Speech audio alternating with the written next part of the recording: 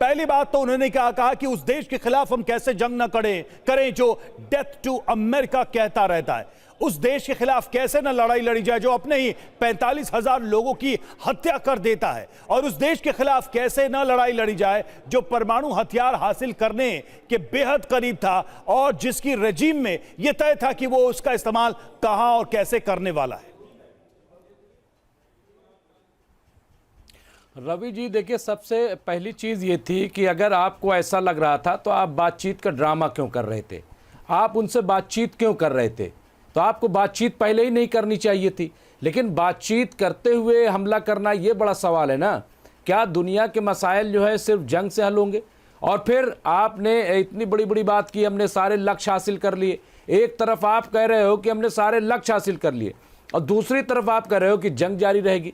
ये जो तजाद है, जो इनके बातों में फ़र्क डिफरेंस है, वो जाहिर करता है कि इनको खुद नहीं समझ में आ रहा है कि वो क्या हासिल कर पाए हैं, क्या अभी हासिल करने वाले हैं। कि हमने ताकत बहुत कम कर दी है क्या?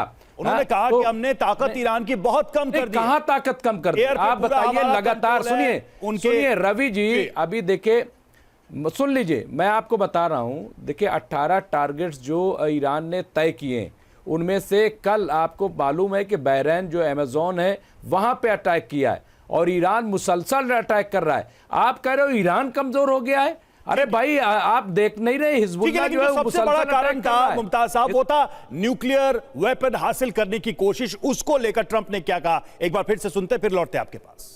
As we speak this evening, it's been just 1 month since the United States military began Operation Epic Fury, targeting the world's #1 state sponsor of terror, Iran. In these past 4 weeks, our armed forces have delivered swift, decisive, overwhelming victories on the battlefield. Victories like few people have ever seen before. Tonight, Iran's Navy is gone. Their Air Force is in ruins. Their leaders, most of them terrorist regime they led, are now dead. Their command and control of the Islamic Revolutionary Guard Corps is being decimated as we speak. Their ability to launch missiles and drones is dramatically curtailed, and their weapons factories and rocket launchers are being blown to pieces. Very few of them left. तो अमेरिकी राष्ट्रपति Donald Trump को आप सुन रहे थे, जिनकी ओर से साफ तौर पर कहा गया कि जंग तो रुकने वाली नहीं है। साथ ही एयरफोर्स, नेवी, जितने भी अहम ठिकाने थे उनको नष्ट किया जा चुका है। बस कुछ ही अड्डे बचे हुए हैं, उन पर भी हमले किए जाएंगे, टारगेट किया जाएगा। शाम सर, अमेरिकी राष्ट्रपति डोनाल्ड ट्रंप की तरफ से तो साफ कह दिया गया है। हालांकि पहले कुछ बयान आ रहे थे जहां लग रहा था नेगोशिएशन चल रही है, हो सकता है आज वो कुछ ऐसा कह दें जिसके बाद युद्ध विराम हो जाएगा।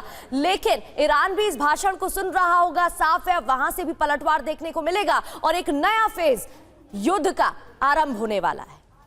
धन्यवाद प्रगति। महाभारत के संजय की आंखों से जो भी लोग इस युद्ध को देख रहे हैं 28 फरवरी से या पिछले 5 साल की तैयारियों को आकलन कर रहे हैं, मैं उस जमात में खड़ा हूं। आपने मुझे सिर्फ 2 मिनट पहले ट्रंप के भाषण के जो मौका दिया था और जो मैंने कहा था वो आपके टीवी चैनल पे लोगों ने सुना और वही उन्होंने रिपीट किया। मैं बिल्कुल सही आपको बता रहा हूं और बिल्कुल उसी बात पर फिर कहूंगा कि ट्रंप की निगाहें कहीं और है और निशाना कहीं और है। 2 बातें कही उन्होंने, लड़ाई जारी रखेगी। पहले तो उन्होंने रिट्रेट किया कि मैंने ये किया वो किया, मोरल बूस्टिंग लेक्चर था, आपको पता था ये करने वाले हैं। और ईरान के प्रेसिडेंट ने अपील करके अमेरिका की जनता को कहा था कि इन्हें छोड़ दो। तो ये बहुत क्लियर था कि आज का मैसेज क्या होगा और आपने सुना। दूसरी बात, स्टेट ऑफ हॉर्मुज़ मेरा नहीं है, बहुत बड़ा निशाना, सारी की सारी फौज उनके साथ है, वो सब आएंगे और पैरेलल लड़ाई लड़ेंगे। एक वर्ड कहा मैंने, मिडिल ईस्ट को गिफ्ट करेंगे स्टेट ऑफ हॉर्मुज़। मैं उनके साथ खड़ा हूं, उनको नुकसान नहीं होने दूंगा, ये मेरे साथी हैं। तो लड़ाई फ्रंट पे एनिहिलेट करना, तोड़ना, जुगलर भेन पकड़ना, नकेल कसना ईरान को और दूसरे देशों के सहयोग से स्टेट ऑफ हॉर्मुज़ को खोजना। मेरे पास आ जाओ, मुझसे तेल ले लो।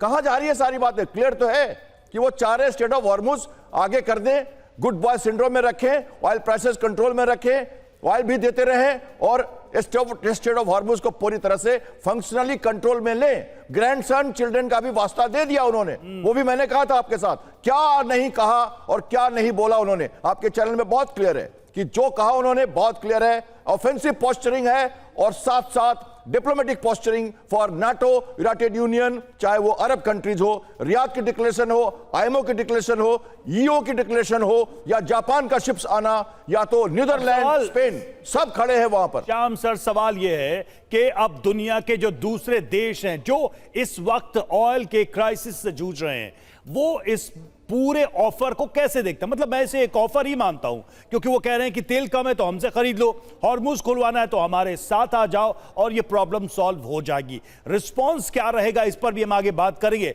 लेकिन एक बार फिर से हम सुनते हैं कि ट्रंप ने अपने भाषण में कुछ महत्वपूर्ण बिंदुओं पर क्या कहा, खासकर अपनी जीत को लेकर, अपनी सेना के इस एक्शन को लेकर क्या कहा। Their command and control of the Islamic Revolutionary Guard Corps is being decimated as we speak. Their ability to launch missiles and drones is dramatically curtailed, and their weapons factories and rocket launchers are being blown to pieces. Very few of them left. Never in the history of warfare has an enemy suffered such clear and devastating large-scale losses in a matter of weeks. Our enemies are losing in America, as it has been for 5 years under my presidency, is winning, and now winning bigger than ever before.